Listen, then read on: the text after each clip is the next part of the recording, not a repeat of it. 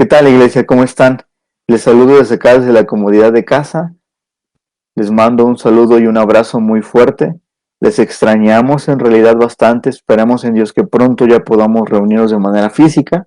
Sin embargo, de momento tenemos esta gran oportunidad que nos da el Señor también de utilizar las redes sociales y los medios digitales para poder reunirnos, ¿verdad?, en la distancia, pero también de aprender de la palabra del Señor con todo la sabiduría y el conocimiento que le ha permitido al hombre desarrollar para tener ese tipo de transmisiones. Les doy la bienvenida a este estudio de Filipenses del día miércoles. La semana pasada inició Israel con la primera parte del capítulo 1, del versículo 1 al 12, y en esta ocasión continuaremos con el versículo 12 hasta el 30, hasta finalizar el capítulo 1. Les pido que también que compartan el contenido que se está generando. Ustedes saben que las últimas semanas hemos generado más contenido de lo normal, con la intención de que todos los que se están quedando en casa pues puedan ser edificados en su fe.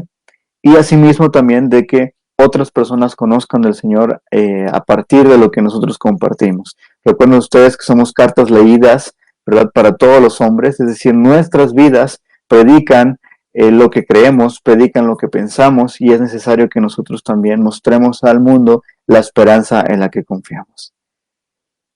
Todos los miércoles vamos a llevar este estudio de Filipenses, el cual es una carta maravillosa en estos tiempos de contingencia, en estos tiempos de prueba.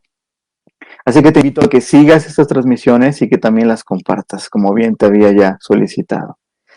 Vamos el día de hoy a continuar con el capítulo 1, versículo 12 al 30 de Filipenses, y para eso, iglesia, yo quiero que me ayude a orar. Acompáñenme ahí desde donde usted está, desde la comunidad de su casa, a orar para que el Señor nos ayude en esta predicación. Amado Dios, te damos gracias por este tiempo. Gracias porque nos permites, Señor, poder reunirnos en la distancia, Señor, porque nos permites poder estudiar tu palabra, porque, Padre, nos permites poder compartir también este mensaje.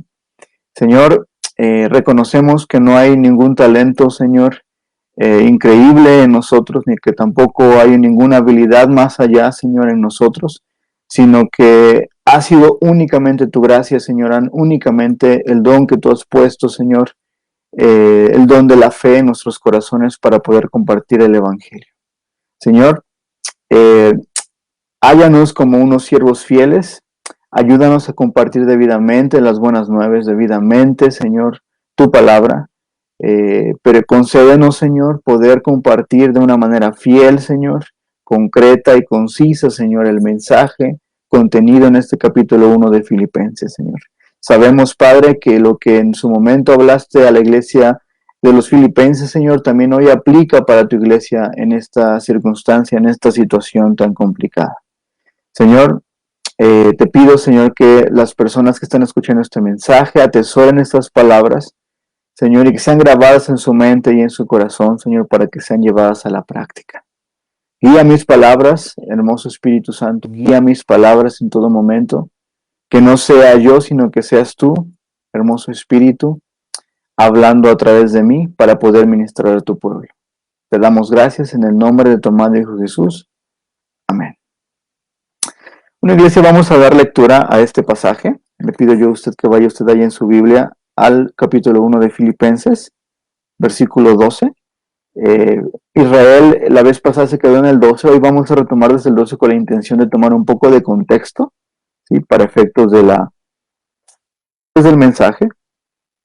Vamos a Filipenses 1, versículo 12 al 30, y dice lo siguiente: quiero que sepáis, hermanos, que las cosas que me han sucedido han redundado más bien para el progreso del Evangelio, de tal manera que mis prisiones se han hecho patentes en Cristo en todo el pretorio y a todos los demás.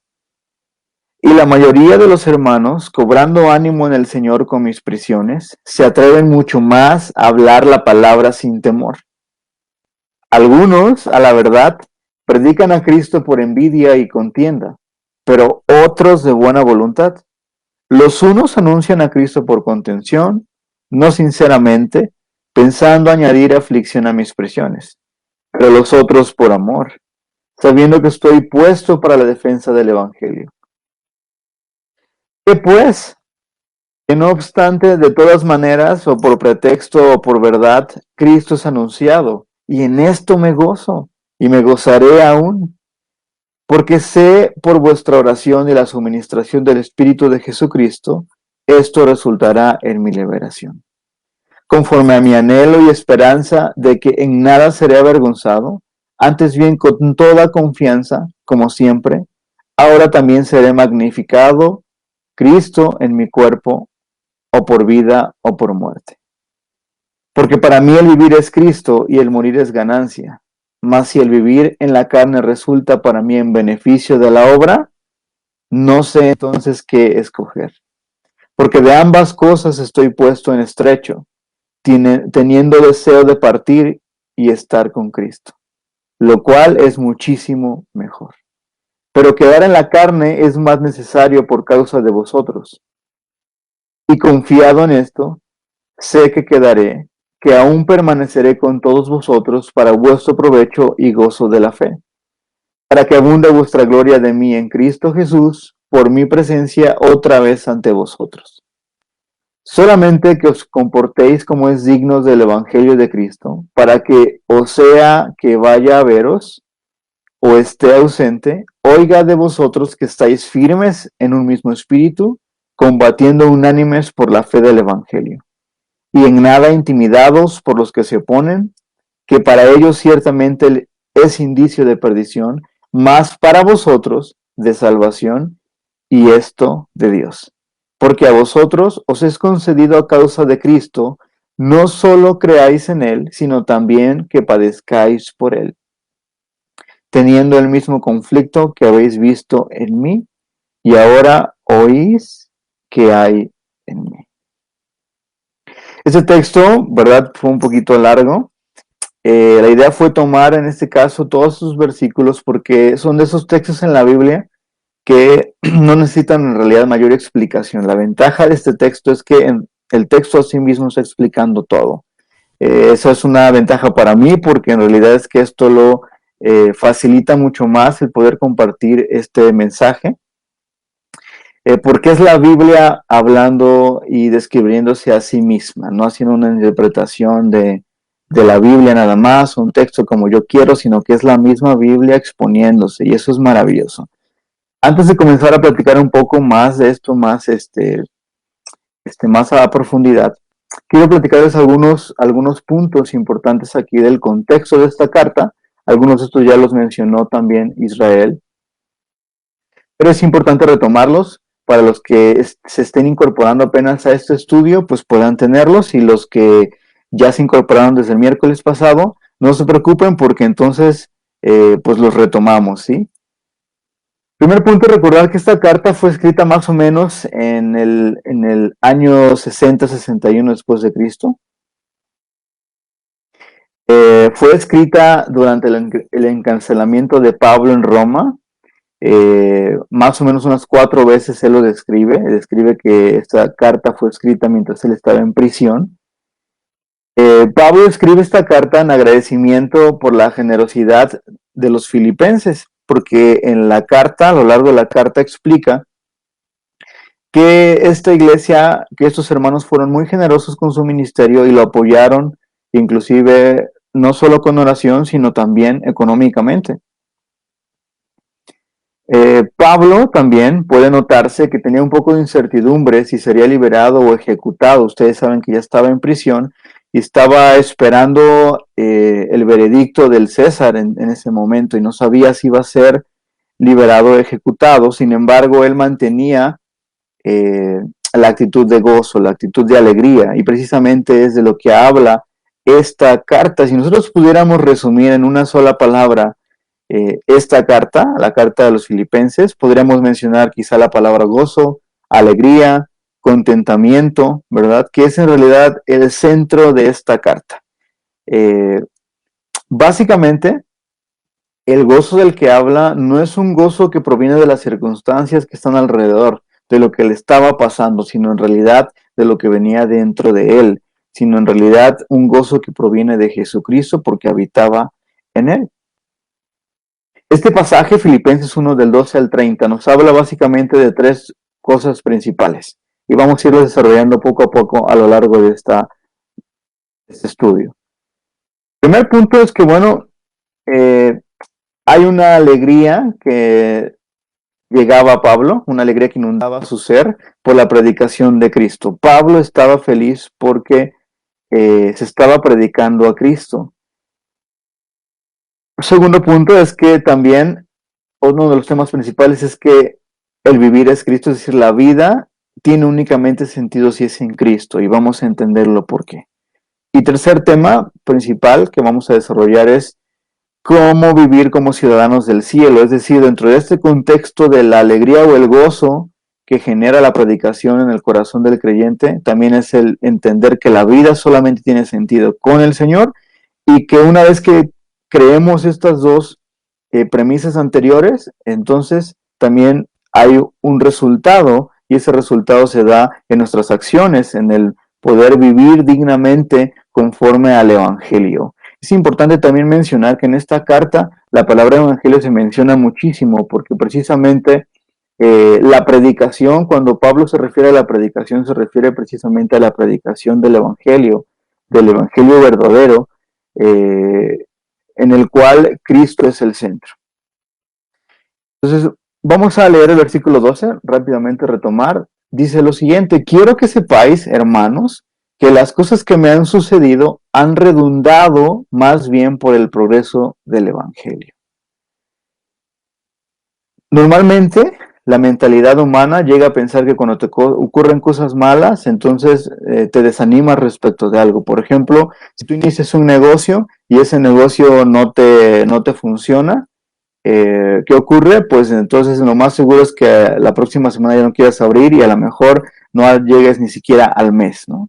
Sin embargo, aquí Pablo está diciendo lo siguiente, está diciendo que, bueno, a pesar de que me han pasado estas cosas, ¿qué cosas le habían pasado a Pablo? Bueno, Pablo estaba encarcelado, había sido perseguido, ¿sí? Había sido apedreado, y estaba ya en prisión precisamente, y él estaba con un gozo en el corazón, diciendo, a pesar de que me ha pasado esto, dice él que esto ha sido, en lugar de afectar al evangelio o bien en afectar a la misión que él tenía de la predicación, esto más que eso, en realidad estaba beneficiando a ello.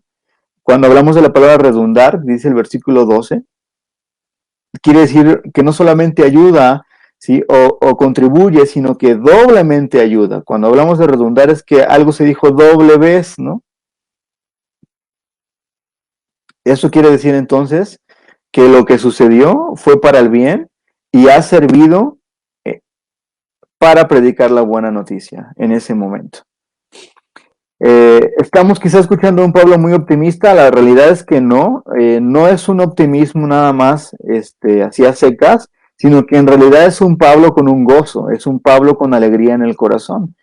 Un Pablo convencido de que la circunstancia en la que se encontraba en ese momento no estaba afectando, sino que al contrario, estaba ayudando a la predicación del Evangelio.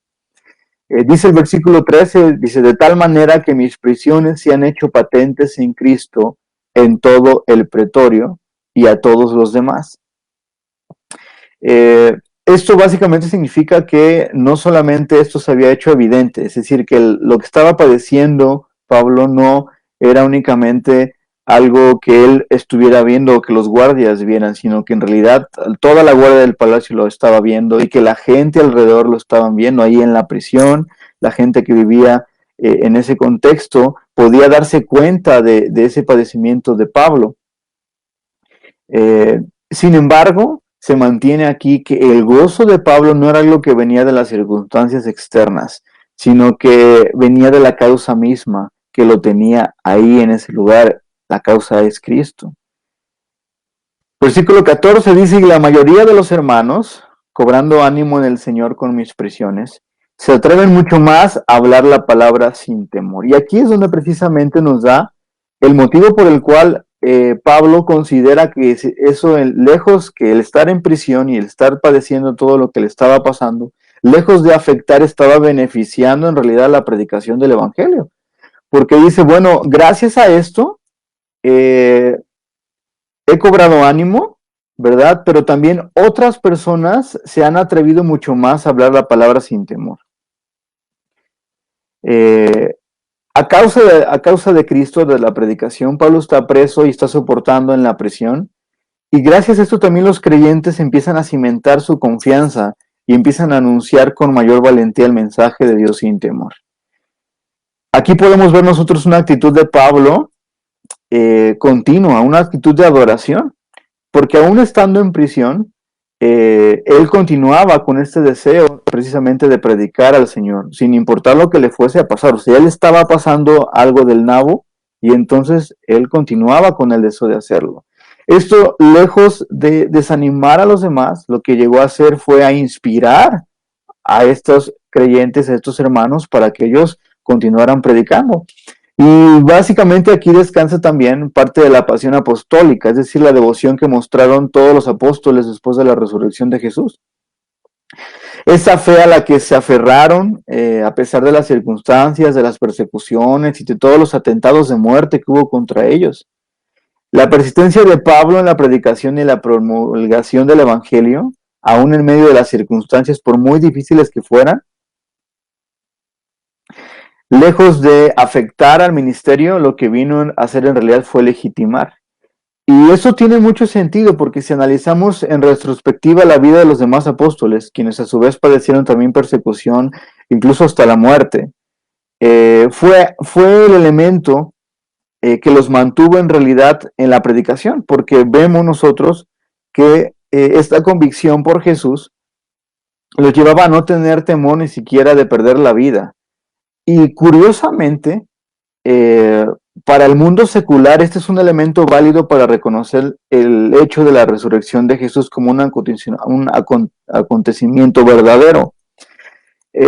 Incluso en apologética también se analiza también que esta pasión de los apóstoles para defender esta verdad contribuye a que el hecho en sí se legitime, porque, por ejemplo, un grupo de personas normalmente no mueren por sostener una verdad.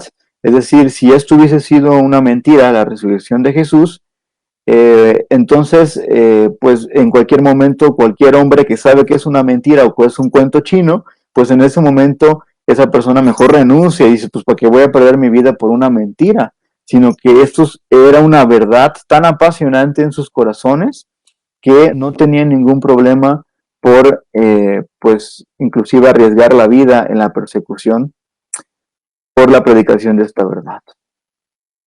Continuamos con el versículo 15, dice, algunos, a la verdad, predican a Cristo por envidia y contienda, pero otros de buena voluntad, los unos anuncian a Cristo por contención, no sinceramente, pensando añadir aflicción a mis prisiones, pero los otros por amor, sabiendo que estoy puesto para la defensa del Evangelio.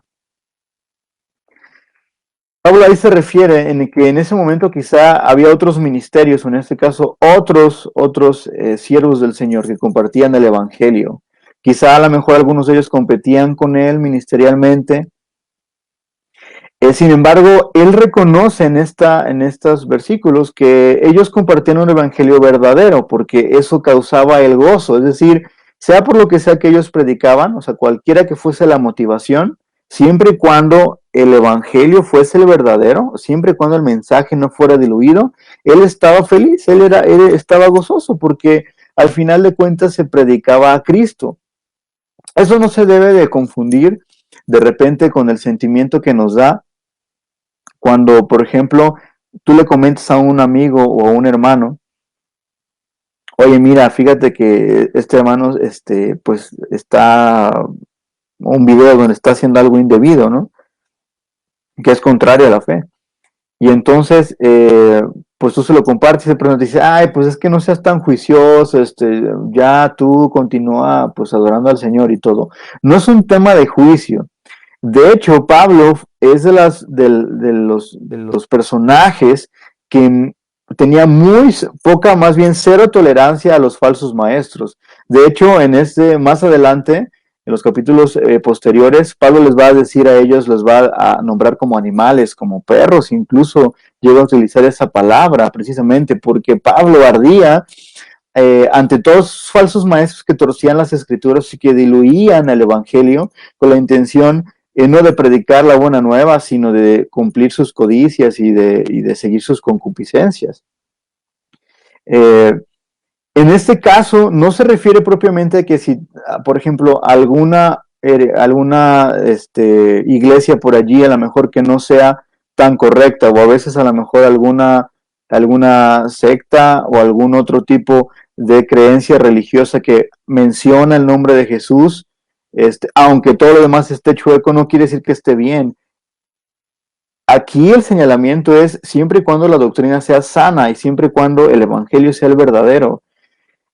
A menudo yo he encontrado o he tenido pláticas con algunos hermanos que de repente interpretan este versículo como que, bueno, pues por ejemplo, los mormones, ¿no? No, pues es que ellos mencionan a Jesús, ¿no? Pero aunque no creen en la Biblia y utilizan el libro de Mormón como su mayor, como su mayor libro, ¿verdad? Como su mayor estándar de fe y conducta, en lugar de la Biblia, pero mencionan a Jesús y Cristo es predicado. Aquí no aplica este tema, ¿de acuerdo? Porque en este caso no aplica el evangelio que ellos están trayendo, ¿verdad? Hablando de, por ejemplo, de los mormones o los testigos de Jehová, o bien cualquier otro tipo de corriente religiosa que es contraria al cristianismo bíblico, ¿de acuerdo? Al Cristo de la Biblia. O sea, con mencionar nada más la palabra Cristo no quiere decir que algo sea cristocéntrico, sino estamos hablando que algo tiene que ser cristocéntrico en el concepto, ¿sí? En la generalidad, ¿de acuerdo? En lo profundo. Asimismo, pues en todo el contenido que esto tenga. Versículo 18 dice lo siguiente, que pues, que no obstante de todas maneras o por pretexto o por verdad Cristo es anunciado, y en esto me gozo y me gozaré aún. ¿Cómo podría Pablo gozarse si a lo mejor un falso maestro de ese tiempo estaba utilizando el nombre de Cristo, ¿verdad? Para poder cumplir sus codicias o para poder cumplir los deseos de su corazón? ¿Cómo podría él gozarse en algo así? Eso sería completamente ilógico. Por eso les comento esto. Él sabía que independientemente de la motivación que tuviera en el corazón, si esa persona predicaba a Cristo con una sana doctrina, predicaba a Cristo con el evangelio verdadero, entonces estaba él gozoso de ello. Versículo 19, porque sé que vuestra oración y la suministración del Espíritu de Jesucristo, esto resultará en mi liberación, conforme a mi anhelo y esperanza de que en nada seré avergonzado, antes bien con toda confianza, como siempre, ahora también será magnificado Cristo en mi cuerpo, o por vida o por muerte. Pablo reconocía aquí en estos versículos que los filipenses habían estado orando por él y él agradecía esta oración. Inclusive estos textos podemos darnos cuenta de la importancia de la oración para Pablo, de tal forma que él habla de la suministración del Espíritu de Jesucristo. Para que tengamos una idea en ese contexto de la suministración, a lo mejor en nuestro contexto de Latinoamérica, la palabra suministración no tiene mucho sentido, suena inclusive hasta rara, pero esto en esos tiempos, la palabra suministración era utilizada para cuando una persona iba a hacer una fiesta o en el pueblo se iba a hacer una fiesta y entonces tenían que buscar ciertos padrinos. Entonces esos padrinos hacían la suministración, es decir, suministraban, ¿verdad? Todo lo que se iba a necesitar. Por ejemplo, a veces eran fiestas tan grandes que tenían que tener pues dinero, suficiente recurso económico para poder suministrar lo necesario para esas fiestas, ya fuese danza, fuese comida, bebida, ¿de acuerdo? Etcétera, etcétera. Pablo estaba seguro, pese a que había incertidumbre en que si él no sabía si iba a ser ejecutado o no, si vivir o morir, pero lo que él tenía bien claro es que él lo iba a hacer en Cristo. Eso tenía claro y lo vamos a explicar ahorita en los siguientes versículos. Pero aunque tenía incertidumbre de su porvenir, Pablo tenía certidumbre de que independientemente de todo lo que pasara, él no iba a ser avergonzado, porque creía que la verdad de Cristo era eso, verdad, y que además él sería liberado, liberado no solamente en el sentido de salir de la cárcel, sino que ser liberado viviera o muriera. y de que si él muriera o continuara viviendo, de todas formas su vida sería para dar honor a Cristo. Segundo tema importante aquí empieza a partir del versículo 21. Segundo tema importante, ya dijimos el primero. ¿Recuerdan? ¿Recuerdan cuál es?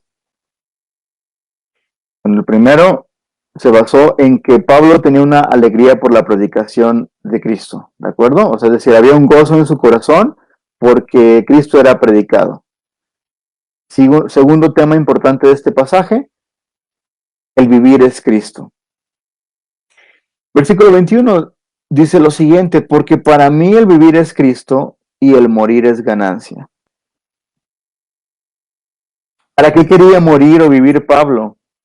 La respuesta es muy sencilla y corta. Para Cristo, sea que Él viviera o sea que Él muriera. ¿Cómo es esto? ¿Cómo funciona? Esto no se refiere a una declaración como así medio valentona, como temeraria, como de yo soy acá Juan Camaney, y todas las puedo. No se refería a eso, sino que significa que, que, que si Él vive, todo lo que Él haga va a ser para dar honra y servir a Dios, para servir al Señor. Y si Él muere, aún en su muerte, ¿sí? Él dejaría en este caso un ministerio y dejaría también un legado de servicio a Cristo y al final de cuentas Él llegaría a la presencia del Señor. Es decir, eso es lo que es el mayor tesoro en ese momento para Pablo y también para todos los creyentes, el estar con el Señor, porque podríamos llegar a la majestuosa presencia del Señor.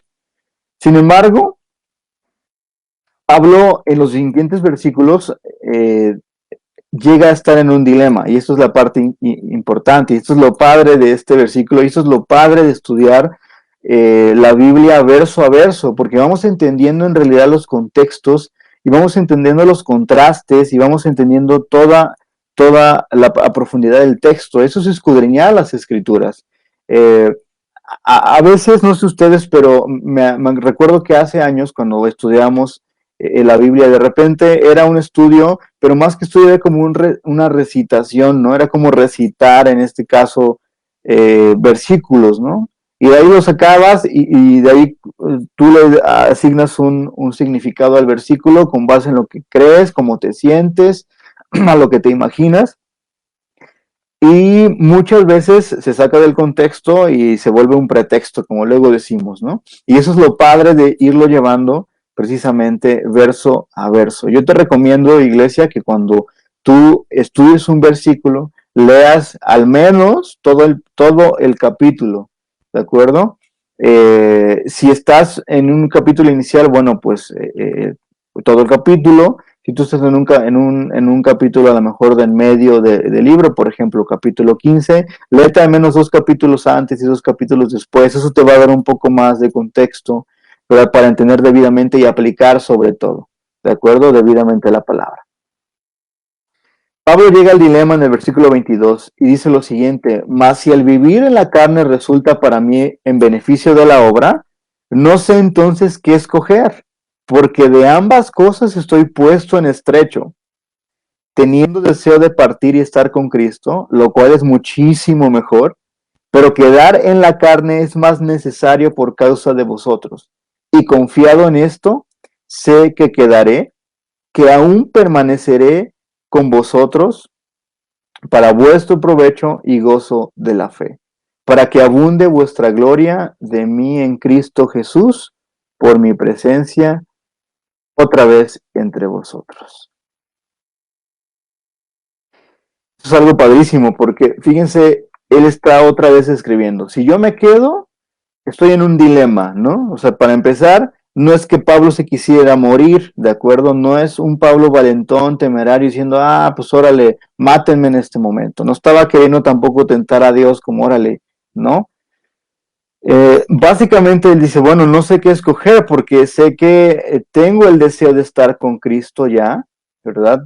Para cualquier creyente esa es la máxima, eso es lo máximo, estar con nuestro Señor. Pero dice que él también sabe que es necesario que él permanezca con ellos. entendiendo que todavía no había cumplido el propósito por el cual Dios le había mandado. De alguna manera ese es el entendimiento que él tiene, y entonces es por eso que él pues encuentra gozo en esta parte, en que no era el momento todavía de morir, posteriormente iba a morir en manos de Nerón Cesar, iba a ser decapitado, ¿de acuerdo? Pero él continuaba con este gozo, sabiendo que si él vivía la vida únicamente era con Cristo, ¿sí? Sirviendo a sus hermanos, porque era necesario que él permaneciera con ellos para el provecho de la fe, para seguirles enseñando, para seguirles exhortando, para seguirlos pastoreando. Versículo 27, y aquí es donde empezamos nosotros precisamente el tercer tema que habla este pasaje, que es el de vivir como ciudadanos del cielo. Una vez que ya mencionamos, pues que Pablo tenía alegría de que se predicara el Evangelio y de que para él la vida significaba Cristo solamente. Entonces aquí en la última parte, a partir del versículo 27, Pablo los empieza a exhortar y a decirles que es digno de esto, es decir, que es digno de este gozo, que es digno del cristiano, que es digno del ciudadano del cielo, en este caso de aquel que es cristiano y creyente. Dice el versículo 27, solamente que os comportéis como es digno del Evangelio de Cristo, para que, o sea que vaya a veros, o que esté ausente, oiga de vosotros que estáis firmes en un mismo espíritu, combatiendo unánimes la fe del Evangelio, por la fe del Evangelio. Pablo les está aquí exhortando, y también esta carta tiene un sentido exhortativo, les está exhortando a estar a la altura del Evangelio, a mostrar un comportamiento digno precisamente de cualquier cristiano que lidien sus batallas, que permanezcan firmes y unánimes por la fe del Evangelio.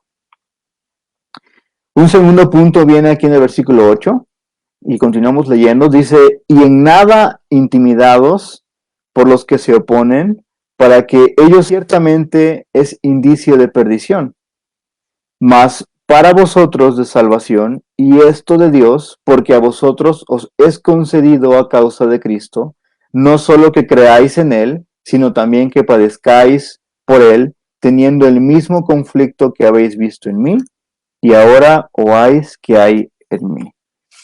Les voy a compartir la versión de la Nueva Tradición Viviente.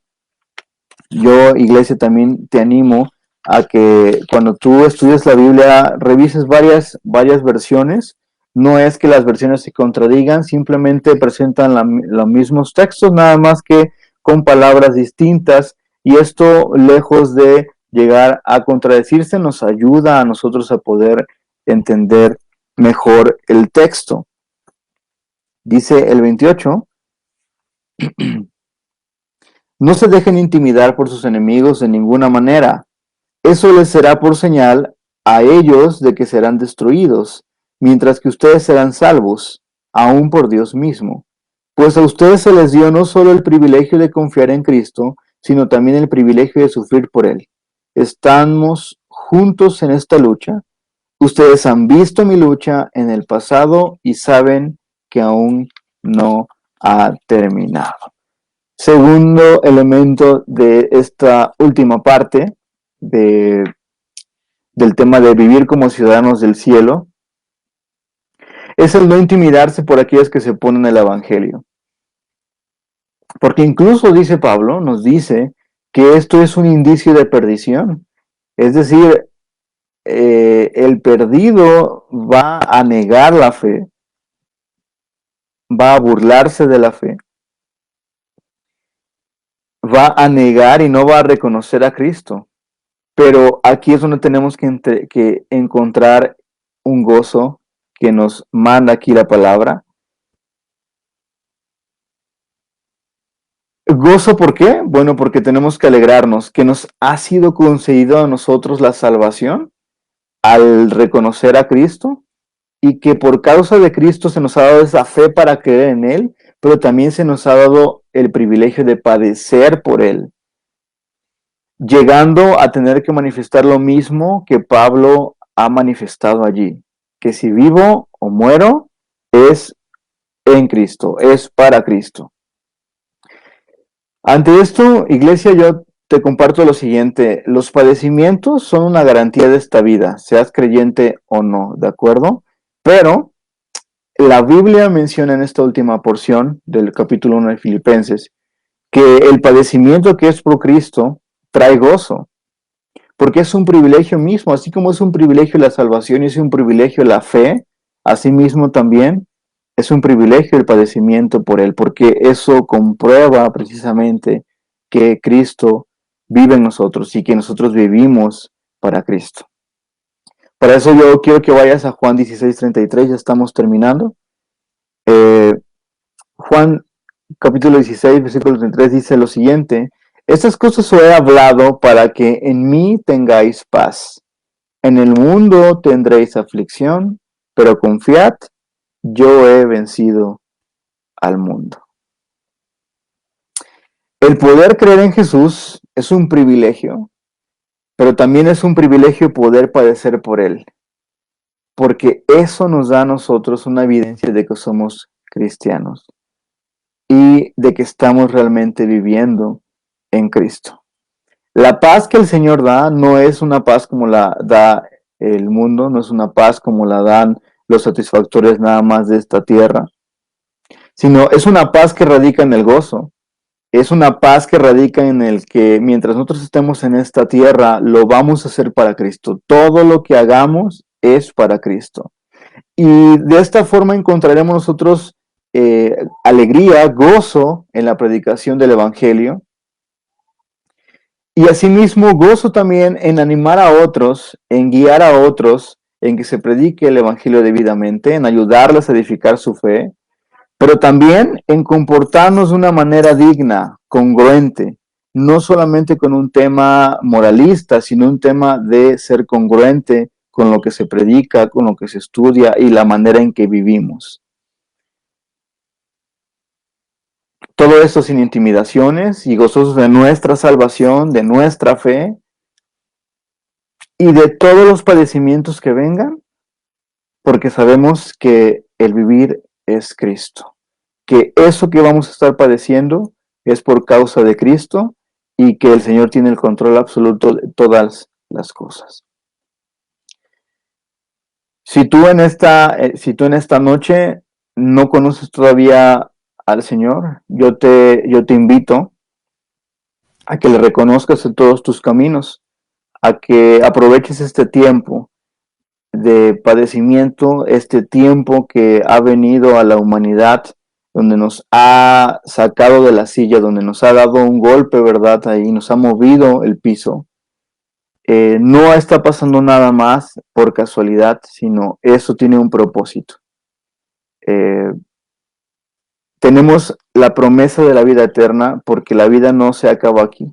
Entonces yo te hago la invitación a que vengas a Cristo, a que pongas tu confianza y tu fe en Él, a que reconozcas tus pecados y que abraces la gracia, que abraces la misericordia que el día de hoy está frente a ti. Esto es muy sencillo. Desde donde tú estás, simplemente tienes que reconocer a Jesús, que Él resucitó, que fue a la cruz, que Él resucitó, y que está sentado hoy junto al Padre. Tienes que comenzar a dejar viejos hábitos, tienes que comenzar a ser congruente con la palabra de Dios, y para eso nosotros te queremos ayudar. Si tú tienes allí, si estás escuchando este mensaje por primera vez, mándanos un inbox, mándanos un mensaje, queremos ayudarte, queremos guiarte a que puedas obedecer y seguir los mandatos del Señor y encontrarte con la vida sí que Él nos manda. Iglesia, si tú estás escuchando este mensaje y ya tienes tiempo ya como congregándote, ten ánimo, ten gozo como lo ha mostrado Pablo aquí en este capítulo, que aún estando en la cárcel, aún estando en las peores condiciones, su gozo no provenía de las circunstancias ni de lo que le estaba pasando, sino provenía de Jesús. Provenía de que el Señor habitara su ser. Provenía de la promesa de vida eterna, sabiendo que si él vivía, era para Cristo, y que si él moría, se iba con Cristo. Esa es la promesa y esa es la paz, y eso es donde nosotros tenemos que poner nuestra confianza y descansar. Les agradezco mucho a todos este tiempo. Dios les bendiga. Estén pendientes precisamente de los demás mensajes a lo largo de la semana. Les amamos y les extrañamos mucho y esperemos pronto vernos y podernos congregar para poder adorar a nuestro Dios juntos de manera presencial. De momento, hagámoslo desde casa, siguiendo y acatando las medidas sanitarias que han puesto las autoridades. Ya estamos cerca de pasar esta prueba. Tengamos gozo en que hagamos lo que hagamos, es para el Señor y vivir es Cristo. Dios les bendiga.